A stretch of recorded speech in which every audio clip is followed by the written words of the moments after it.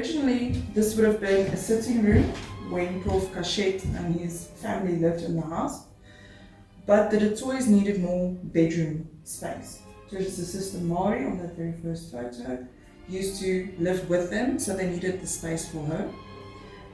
They at some point had to move her to the back bedroom because she was complaining that the students walking past her window was bothering her too much. The little bell there next to her bed was also used only when she rang the bell in the mornings. The house was allowed to start with their day. Before that, she wanted absolute silence.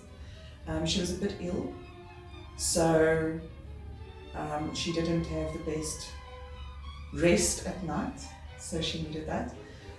Mari was also a very big feminist, part of the feminist movement in South Africa, and she wrote a book, Vrouwen Feminist, which made it to a certain extent a little bit unpopular within the family.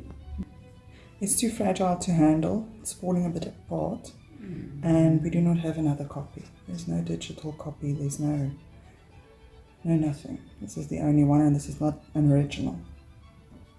It caused a lot of strife within the family. It makes sense that it would.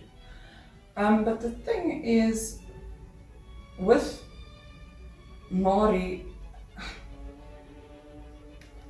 we do not have, this whole room is a replica. We do not have any of her stuff. The only thing we've got is the sitar, and that's because she gave it to one of Tertius's children. The Du Toits were very musical, all of them. They could play multiple instruments. So I think this was purely because she didn't have kids of her own, just passing it along to the next generation, who's also very musical. Okay, so this would have been their sitting room and dining room, seeing as they didn't have a sitting room anymore, because it was in our bedroom. So this is also at this table where Tertius apparently started with the Bible translation, much to the irritation of his wife, because every single time she wanted to lay the table for tea, there would just be books everywhere. So eventually she banned him to his study. But this is where he started, and then also with the rhyming of the hymns on the house organ. He used that quite regularly. So that would mean that the melody, even to this day, if you listen to the melodies of a lot of the church songs in, well, a lot of churches, not only the Three Sisters, they didn't change the music, they only changed the words. So what Tertius was doing was translating the words to still have the same meaning, but fitting in with the melody. So they called it the sonnenberijmen in Afrikaans, and that would be the rhyming of the hymns then in English. He also had his sitar in his study, but he used the house organ quite a lot, because this would ultimately be on something similar that they would play it in the churches.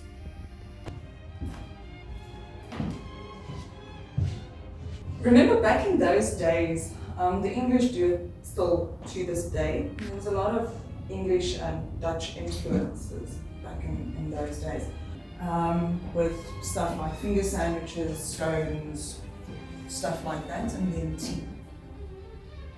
In some cases, there would always be a certain day where the lady of the house would be at home to accept visitors within a certain time frame, and they had little cards that they would give out to one another. So then her friends would know that on, say for instance, Thursdays between 9 and 12, she's at home and they could come for tea.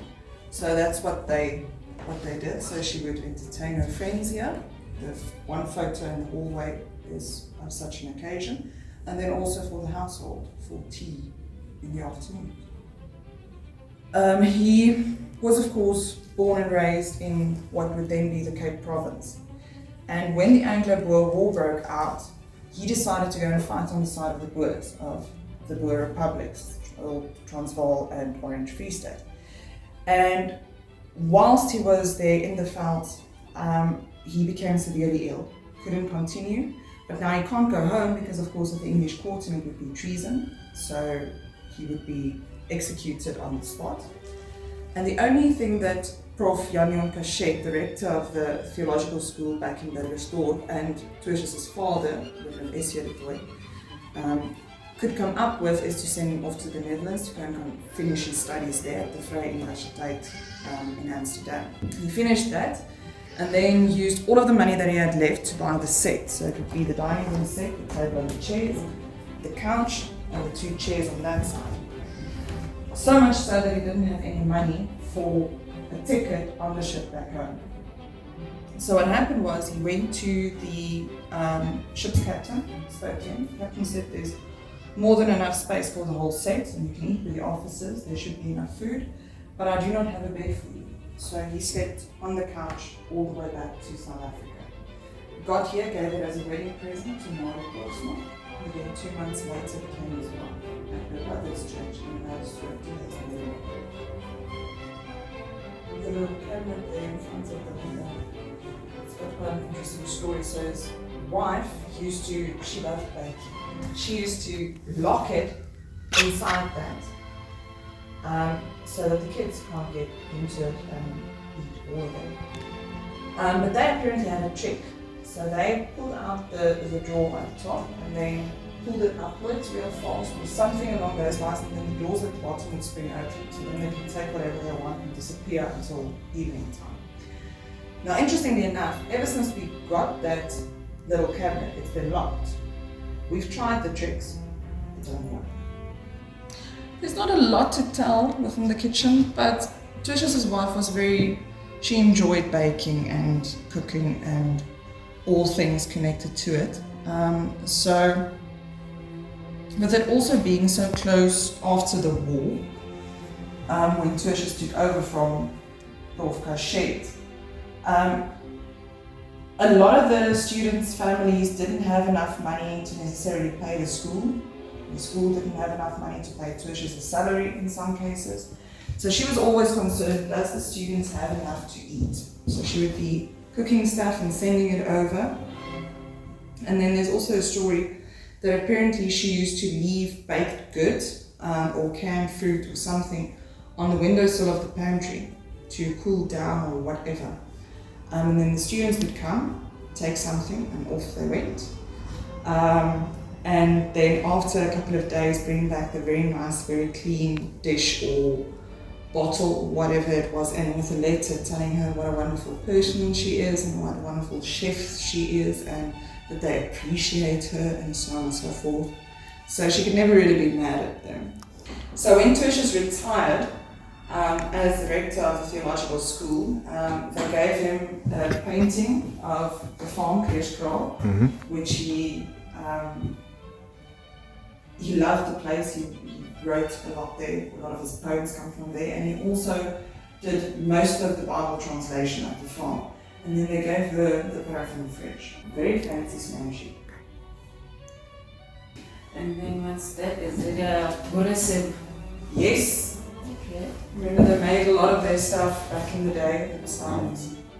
And before they had the paraffin fridge, she used to use this one. Ice box. It would be a bucket bowl type of a situation with an ettle at the top here. Every day a block of ice would be delivered that goes in at the top, and then the food would go in at the bottom. So that is how they would keep their food.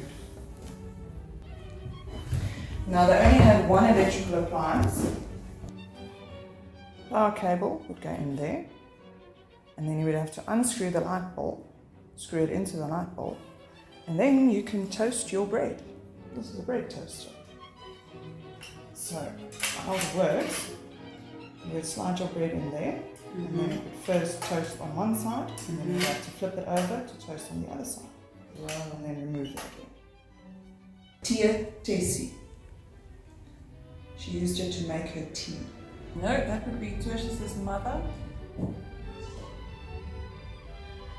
She passed away when he was very young. And the story is that he insisted that a photo hang above the kitchen door.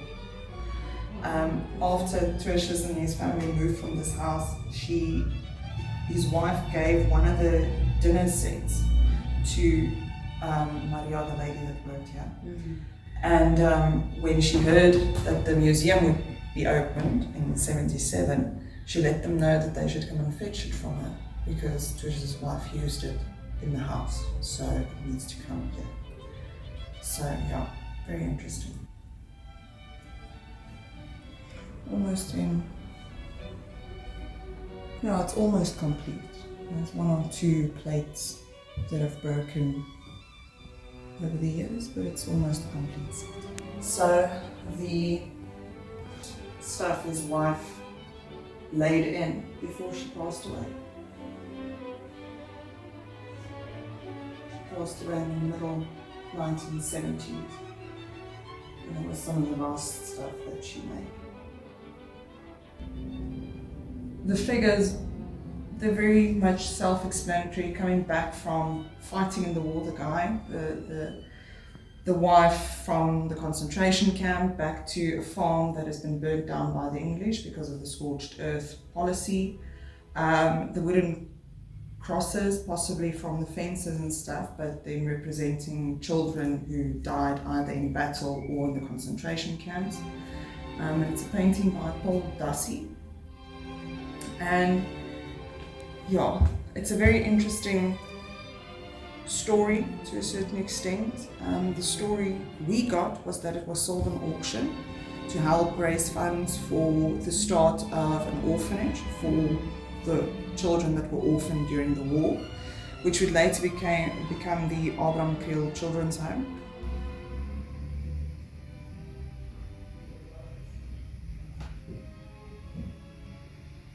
This would have been his study and his office.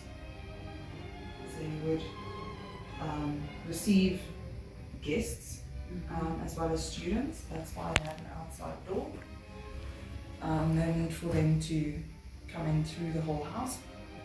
This is also where he started with the Bible translation before he moved permanently to the farm to continue the work there. He came to a point, because he was still reverend, he was still traveling around. There were not that much churches back in those days, so the churches were quite far apart. So he would have to travel to some of his congregation members. He was rector, he was lecturing at the theological school, he was still a poet, writing his own stuff, Bible translator, and then rhyming hymns as well. And he got to a point where he said that it's simply too much, you can't do it all anymore. And the church would have to decide.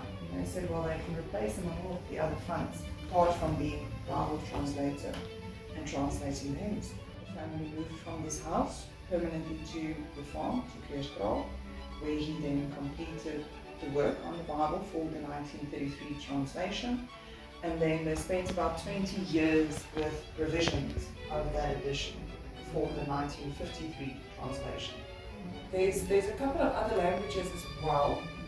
It's mostly English, but there's a couple of other languages as well. Afrikaans was still fairly new. And in a lot of cases, Afrikaans was still seen as a lesser language. So they didn't use it for academic works, it wasn't used within the churches. He used all of these books when he was here. We have about 80% of his complete book collection. So there were a lot of them were in the house when they lived here, and then in 1977 when we opened the museum, we got about 80% of it back. It was seen as a kombuisstyle, as a kitchen language. They didn't feel that it was worthy enough to be used in academics or within the church. So they preferred to still use Dutch in that sense, especially in the church. Kuiper, Johannes Kuiper. And then this side, the younger gentleman, that was Johannes Kolfijn. They were all influences of Totius and his Calvinistic beliefs. Dirk Posma, his father-in-law, and then in the middle above the fireplace, that is Totius, a painting that was made to celebrate, to commemorate what would have been his 100th birthday, and that was made into postage stamps. And then on the other side is Totius's father, Dominee S.J. Du Toit. So he continued with his father's work, but also to a certain extent not, because his father didn't finish or even try to finish. So the photo over there on the bookcase, that is of the 5 Bible translators. They were from all three sister churches. All three were represented. And originally they were asked to translate plainly from Dutch to Afrikaans. Totius felt to give a more accurate and well-rounded translation, he had to use Dutch, Latin, Hebrew, and Greek, just to ensure that nothing is basically lost in translation, as we would say today. So he used all four of the languages to translate from. So this would have been the main bedroom. Through the door that's closed, the dressing room, specifically apparently Totius's dressing room. And then the photos above the bed.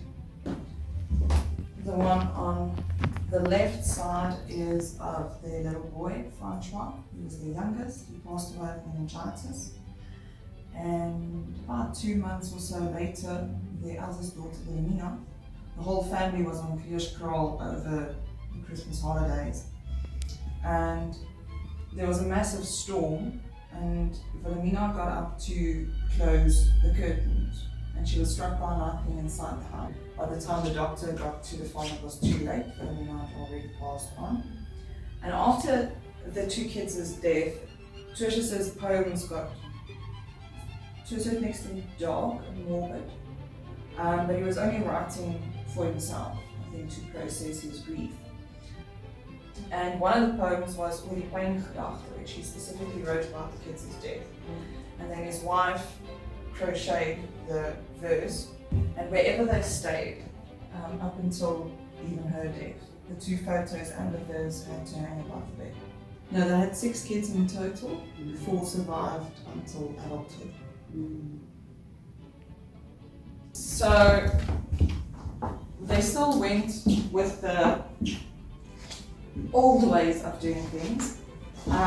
So men and women wouldn't necessarily get dressed in the same bedroom. So, yes.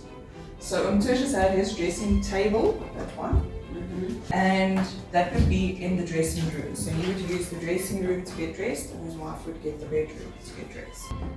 The case there above is specifically for the top hat. The top hat travelled in its own case. Totius's daughter told us when we opened the museum that all of the furniture that her mother didn't quite like, but couldn't get rid of, ended up in the boys' bedroom. So that's why absolutely nothing matches. We mismatched everything. But boys being boys, they probably didn't mind.